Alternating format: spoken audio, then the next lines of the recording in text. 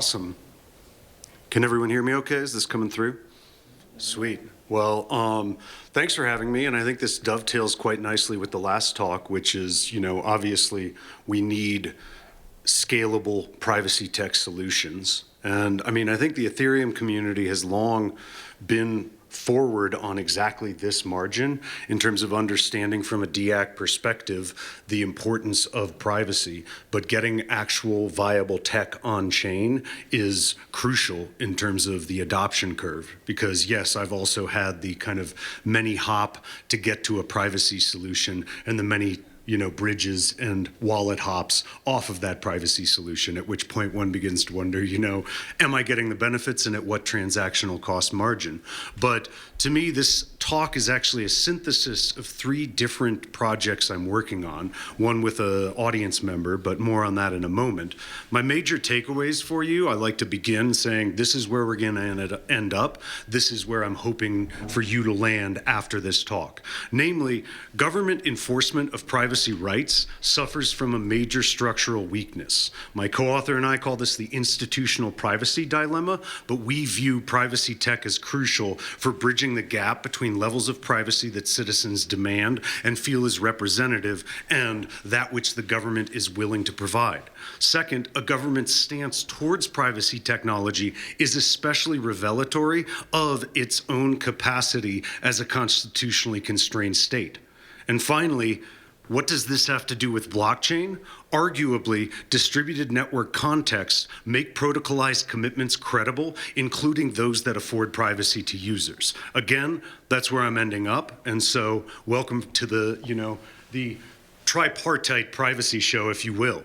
And so this is joint work with Sophia Kosar, who's in the audience, and we explore what we call the institutional privacy dilemma and zero-knowledge proofs in particular as a means of mitigating or taming that same privacy dilemma. But to me, this is a critical issue in the digital age, which is simply that encryption is viewed as not consonant with enforcement.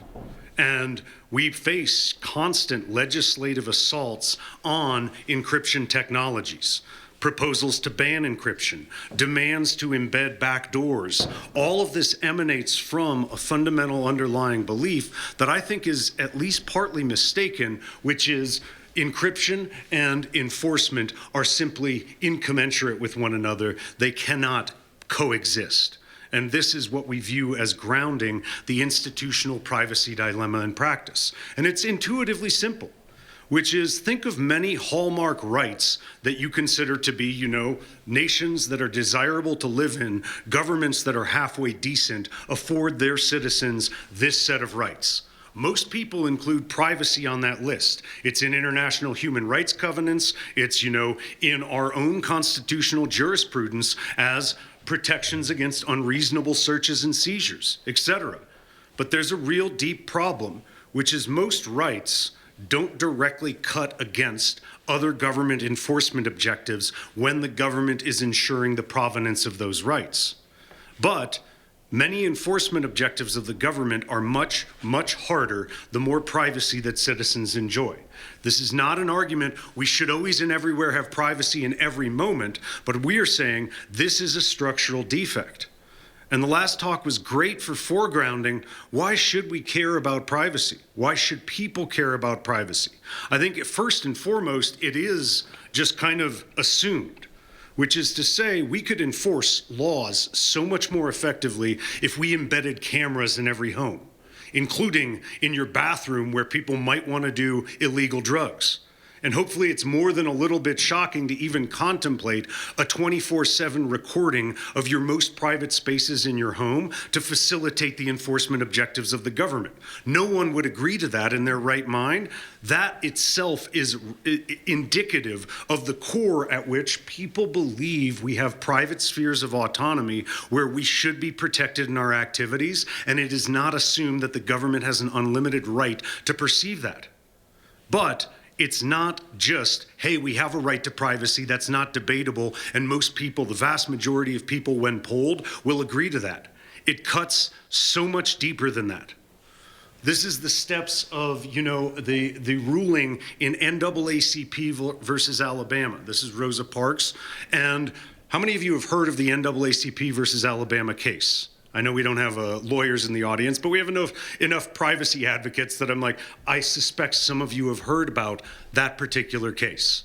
But the state of Alabama says, hey, National Association for the Advancement of Colored People, for tax reasons, following, and this is, in the period of the civil rights movement, when these organizations were rightly protesting the odious treatment by both private organizations but Southern governments alike of colored people.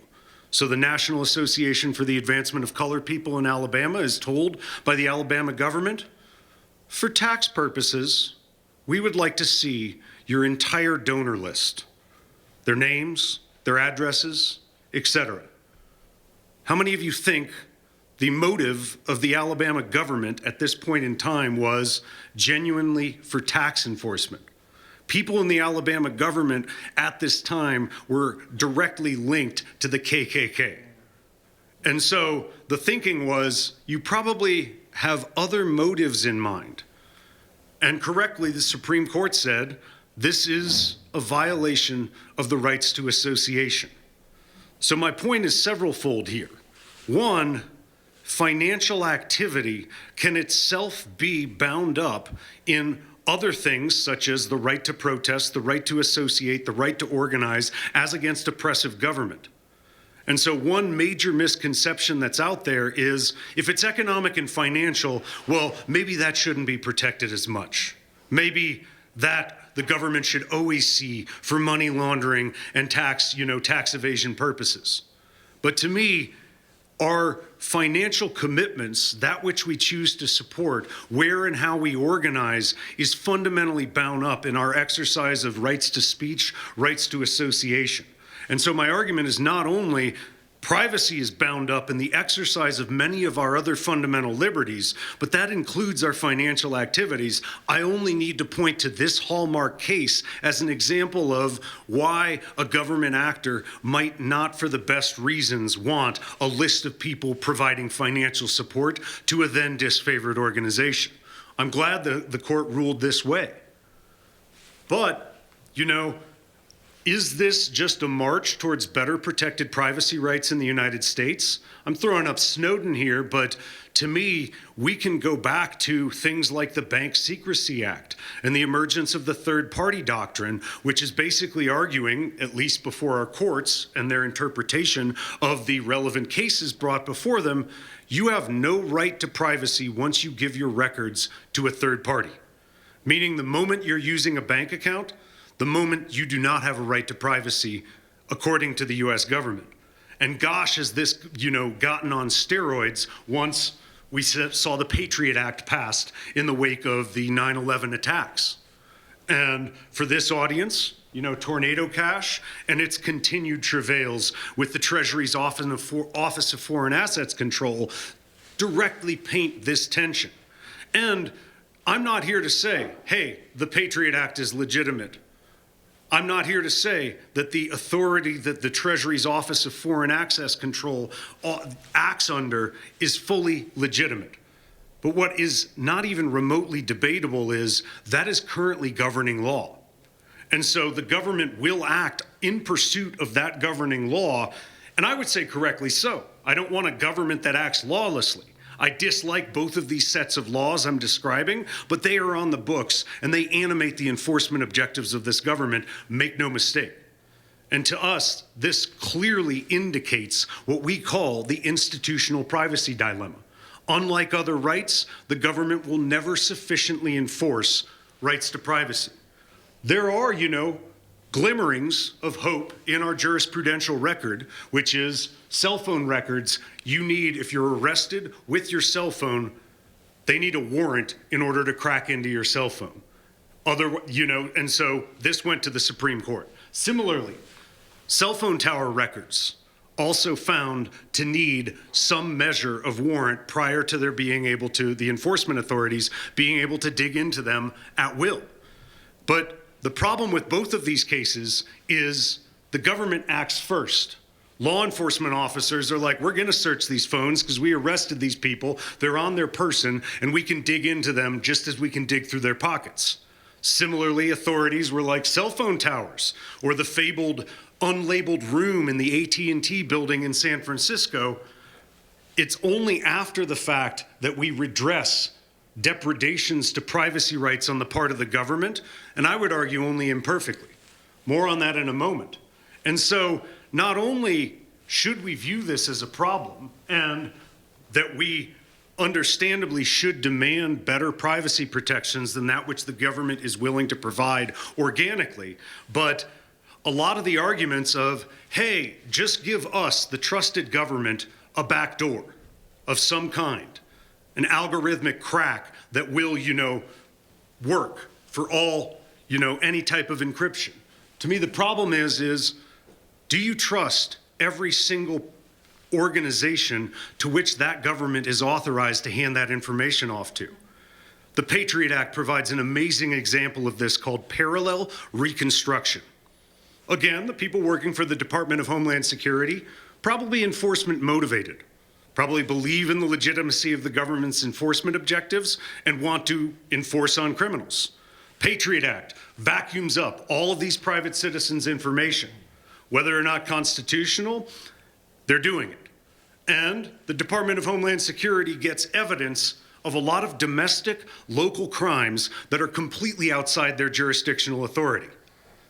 This probably really rankles with the people motivated to work for such an enforcement agency in the first place. They want to punish crime, they want to find more crime, they want more information that makes that easier, and they're like, we can't enforce because this is a local law enforcement matter. Two options, forget about it.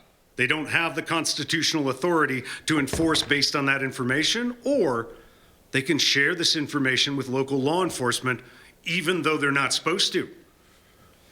This raises a deeper problem, which is at the time, prior to Snowden revealing this information, all of this was classified. So the local law enforcement officers couldn't go before a judge and say, this classified program I can't tell you about is actually the reason we suspect this person of a crime and we want a warrant to search their residence. Again, we have some privacy protections, but our argument is not quite enough given these countervailing objectives. So what did the Department of Homeland Security do? They said, let's train local law enforcement how to construct a false investigative trail that they can then testify in open court, to put it more bluntly, how to lie to a judge about how they came to a requisite level of suspicion to authorize the judicial issuance of a warrant. To me, the temptation to share the perfect cryptographic crack will be too strong. And at that point, to me, instead of having maybe one hyper-authorized government enforcement authority that has the magic key that can unlock cryptography, it becomes a back door. Do you trust all of our security partners around the world with this type of tool? And so the predominant security-focused arguments fall down simply because they will not be able to keep a lid on that tool. And often the organizations that are getting hacked are government authorities themselves. So to me, keeping such a tool secure is highly improbable, let alone the fact that they're not going to limit it to just the special authorized agencies that supposedly have the power to crack cryptography.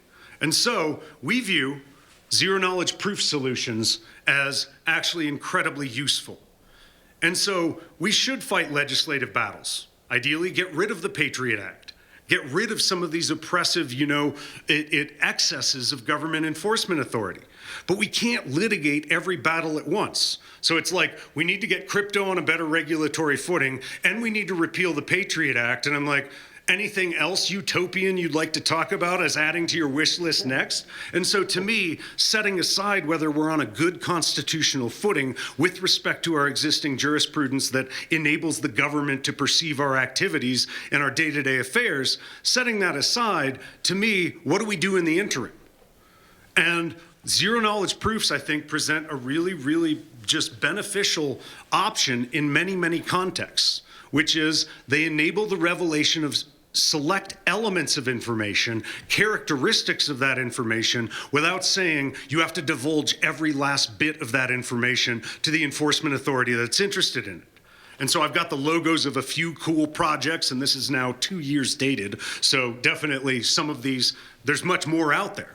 But privacy pools, minimum anti-collusion infrastructure, holonym, ZK email, SUMA, all of these stand as examples where you can prove that an actor is solvent without revealing their balance sheets. You can prove that an email was sent without divulging the contents or the sender of the email in a necessary sense. You can prove that a vote was cast without showing how that vote went or enabling the person to even prove to a third party that they voted a certain way, reducing incentives for bribery and corruption. The list goes on, but our argument in this piece is these have huge regulatory benefits. Being able to show a certain thing is in compliance without actually requiring you to reveal everything about the company, that's better. That's a better middle ground, to be sure. So the next piece generalizes the logic that we spell out about zero-knowledge proofs as partly taming the institutional privacy dilemma. This is joint work with Federica Carugati at King's College London, and we argue that the capacity of democratic states to actually provide privacy rights is a hugely important bellwether of whether or not they're a good state, a state that you'd want to live in to begin with. And so this is speaking to a very specific literature in political science and institutional economics, which is focused on state capacity. Some states are much more effective, and generally, nations that people want to live in are thought to have high levels of government or state capacity.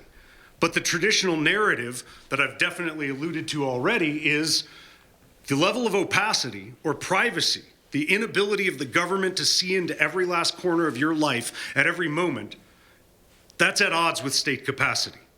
And there's a lot of literature out there that definitely supports a perspective, which is your citizens need to be legible to the state in order for it to enforce, plan, etc.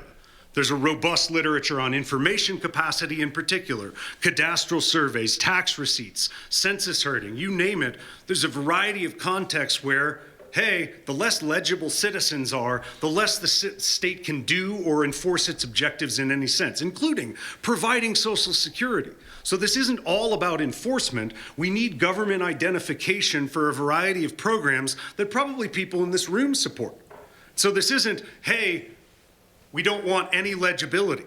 But the traditional narrative is, well, the more legibility, the more capable the state. The more privacy, perhaps the less capable the state. And that was what we were spelling out in the institutional privacy dilemma piece. So, more legibility, less opacity. We view this as a problem, which is we have a democratic commitment to private spheres of action and association. I think until the information age, until this digital age that we are, bravely slumping into, it effectively was not even really in question. A private conversation in a private home, it was of necessity private. And only now has it become possible, and very possible. Think of Ring doorbell cameras, Google Nest, link that to flock cameras, and you have potentially real-time understanding of individual location of citizens around the country. This is not hypothetical anymore. We are deploying that surveillance tech at scale. And you start linking them together, and you can get an increasingly granular picture of where someone is, what they're doing at nearly every moment. Add thermal imaging, and you can probably even deduce where they are in the house and what they might be doing. This was never before even thought of. And so most people, including, in our society, surveys, the appearance in international human rights covenants, the fact that it's in our Constitution, you name it, most people believe we have a fundamental right to some measure of privacy in our own homes and in our own associations. Think back to the NAACP versus Alabama discussion. And so states that accord privacy protections also tend to be ones that outperform. This creates a cooperative equilibrium. Those subject to a state that doesn't believe it has an unfettered right to every aspect of your life, you're more likely to comply because you believe the laws are legitimate. It's not an oppressive regime, to put it more bluntly. And a more legitimate state is one that is more capable because it doesn't have to fight tooth and nail to enforce every last objective against an unwilling and oppressed citizenry. So providing privacy is a means by which we can assess whether a democratic state is healthy or not. And it cuts deeper, because constitutionalism is not guaranteed with every constitution. There are many oppressive dictatorial regimes around the world that have a constitution. But it is thought the term constitutionalism indicates separation of authorities, those authorities checking and balancing one another, judicial review for consistency with the fundamental rights that are enshrined in that constitution. All of these are thought to be a major input to constitutionalism appropriately construed. But how does the state self-restrain? We think that preserving spheres of opacity, spheres of privacy for individual citizens is actually crucial. And it's not only crucial, but it's revelatory of the state's capacity to hold itself accountable. This is the version of self-restraint at a state capacity level.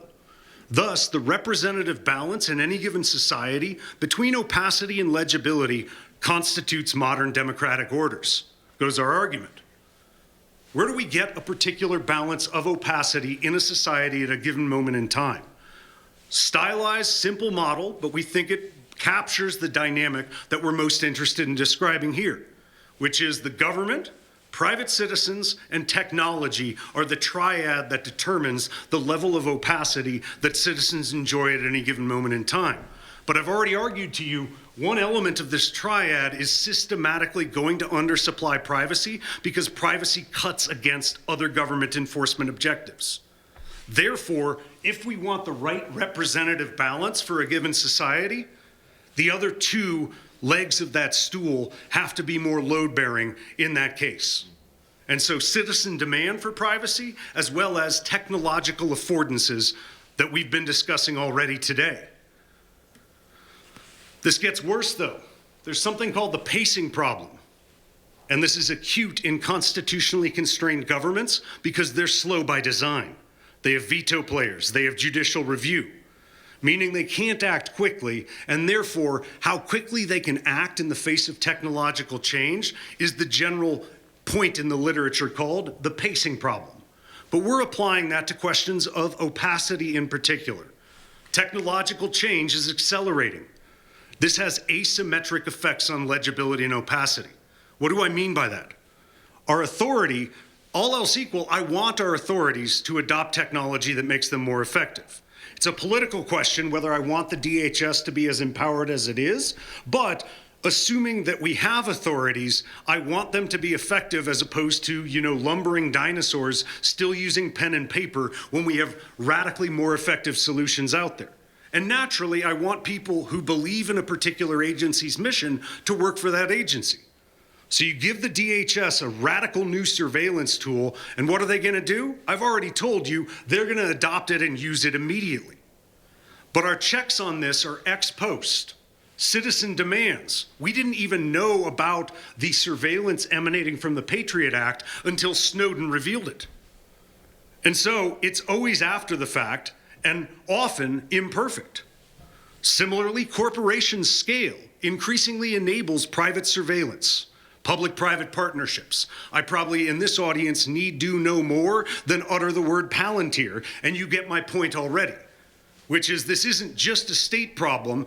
Information technology improves, and suddenly we are all more legible to the state. Think about linking flock cameras to Ring doorbells as a great example of that. But any correction to that dynamic is after the fact. They're ex post and incremental, typically judicial, and they suffer from significant asymmetries of bargaining power. More on that in a moment when it comes to the private organizations like Meta, Alphabet, you name it, Amazon, that are also vacuuming up our data at increasingly, prodigious rates. So if you buy our argument that the state is less likely to supply opacity, the other elements of this triad of necessity become more load-bearing. Citizen demands for opacity from public and private actors alike become more important, and our argument is a descriptive but also predictive one. We think this explains the emergence of technological affordances that provide opacity, some of which we've already been talking about today. And some of these are just great, and they preserve opacity strictly. Strong encryption, peer-to-peer networks, distributed governance, pseudonymous digital identities, multi-party computation are all kind of brave, cool frontiers that most of you probably know a lot more about than I do. I'm talking typically to law and policy audiences at a fundamental level. But these are all emergent ways that we can protect our privacy that we need to be protecting if we want the right representative balance of opacity as against the all-seeing eye of the state. Is it all zero-sum, though? And this is in part a generalization of the point I've already made about zero-knowledge proofs.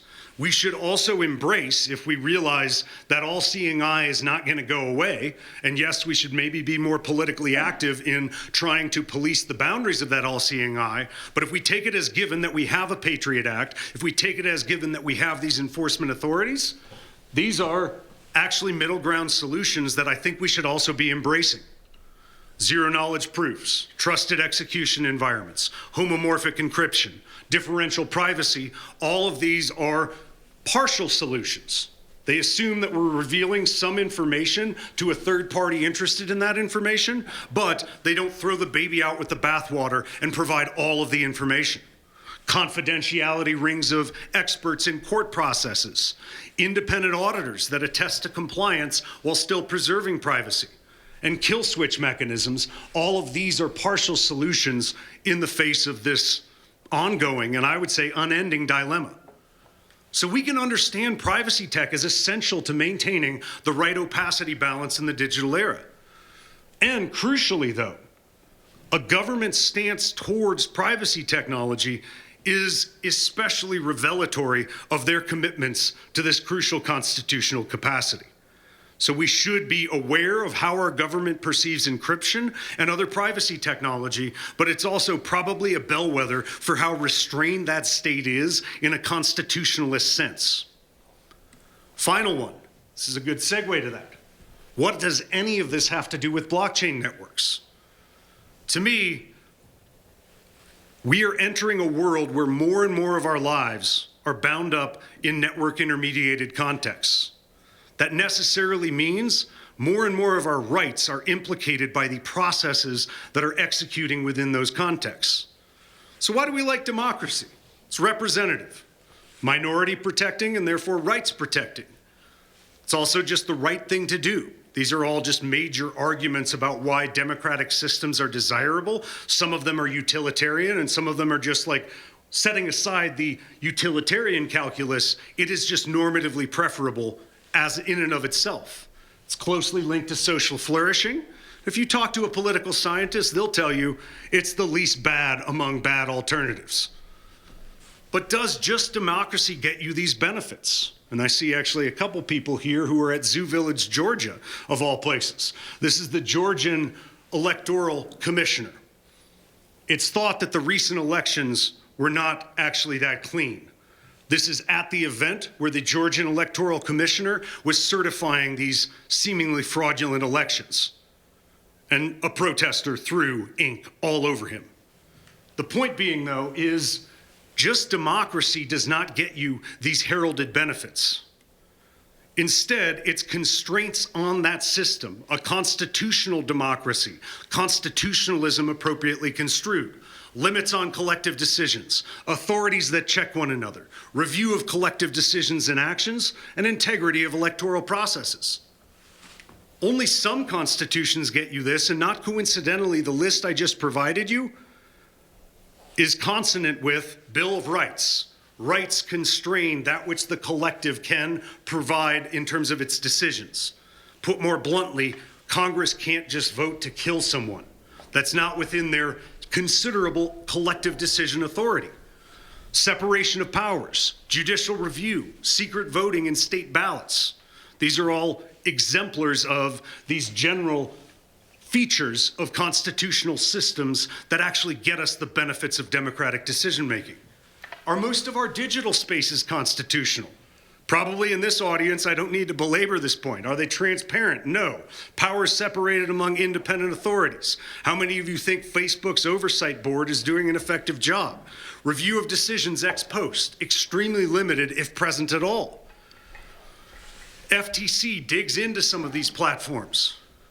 And they're tracking what we read, what websites we visit, whether we're married, our education level, our income bracket. And when the FTC said, tell us about the data you're collecting on whom and what it's being used for, companies were like, we couldn't tell you all of the data we collected, and we sure couldn't tell you all of the third parties using it. A smaller one that also fell under the FTC's enforcement authority said, we're collecting all of this data and linking it. And the irony being, they were like, do you want to be ad blocked? Do you want to be protected from all the data harvesting? Sign up for our service, and we'll prevent all of them from harvesting your data, but we will sell it along to third parties instead. And this particular group, 100 data points out of the millions it collected, revealed health, political, tax, employment, financial aid, directions, children, dating, and sexual preferences. And a lot of these data brokers advertise how granular they can get information about people, where they can probably geolocate you. You don't need my name if you say, finance professor who likes wine and electronic music, who lives on this street in Longmont. You already know the person in a fundamental sense. Geolocation is also taking place, and the popularity of software development kits is only making this more prolific, which is often the developer of the SDK gets all of the data that downstream uses of that SDK are collecting at the same time. So, this is an early publication of mine that got me interested in distributed network governance and why it can be understood to have a constitutional flavor. Why do crypto miners mine? To make money. Why do the networks pay these miners? To process network transactions reliably. And you can tell this was before Ethereum was proof of stake. It's an old paper. But why don't the miners take the money and run? Because the network rules and other miners prevent it. Why do politicians politic? To make money, power, fame. And some people are like, wait, are you claiming every politician is so motivated? I'm like, no, but the ones that are not altruistic are the ones that we need to design the system to be resilient to their incentives to make money and power and fame from. Why do citizens reward politicians? To make political decisions representatively. But why don't the politicians take unconstrained power? The Constitution and other politicians' observation of their compliance with that Constitution limitedly prevent it. This isn't a narrative that we've got it perfect. But the argument is, a deliberate analogy, that politicians and cryptocurrency network participants, validators, are the constrained representative agents of a larger polity. That means entrenched protocol on cryptocurrency networks has a constitutional character by design. It is embedded. Any one participant can't change it, and their knowledge that they can't change it creates an incentive-compatible equilibrium that operates to both users and network validators' incentives alike. ZKPs are pretty cool. They enable the revolution of the truth or characteristic of an underlying piece of information without revealing it. Huge for preserving rights to encryption while facilitating compliance. So, successfully running a ZK circuit results in a hashed proof of successful completion. So, you just verify that a company has run a ZK circuit about encrypting your information and which companies it'll be shared with, and you're good to go. Except, what percentage of network users know how to verify whether a ZK circuit has been successfully run? I suspect in this audience, a decent percentage. But think out to the general population of users of networks. Probably very few. What percentage of website users know how to verify with which third parties a company has shared their data? The list goes on. This isn't a new problem. Who here knows how to audit companies' financial reports? Certified accountants in the audience? Maybe one or two. But in general, in many, many contexts, we rely on specialized, independent, trusted auditors. We've got somebody from the Security Alliance in the audience, and that's my description of this emergent function in crypto. Have independent experts audit things. But how can we trust what we're going to audit? When can an auditor trust in the dynamic fidelity of what they're auditing? When a network's rules are entrenched and no central controller can alter them unilaterally. This is the essence of distributed network governance. Is this always and everywhere an issue in all contexts that our data is being used? Of course not. But the real problem is the greater the gains from defection with respect to a specific affordance associated with our privacy rights in particular, the less the less credible that protocol choice is, including in contexts where an auditor comes in to a big company and they're like, look, we're in perfect compliance, audit it and certify it. They walk out the door, the greater the gains from defection, the more they can just change protocol parameters to benefit and run with the money. And so, our networks need constitutionalism too. And this is an argument I've given in a variety of contexts when people are like, why are you still interested in blockchains? And I'm like, distributed network governance is how we get constitutionalism in any digital context. It creates durable deployment of smart contracts, of protocols, and it makes them audible and it makes them legible to those interested in their execution. And so therefore, the credibility and durability of privacy technology depends on this. So in sum, the government is not well positioned to faithfully protect your privacy rights because it cuts directly against its enforcement objectives. This means citizen demand for privacy and technological solutions that provide it need to fill that gap. And in particular, for the most critical functions, I think that those privacy affordances should be deployed in a distributed network context because it is that context which makes those commitments durable, resilient, and credible. Thank you so much for your attention.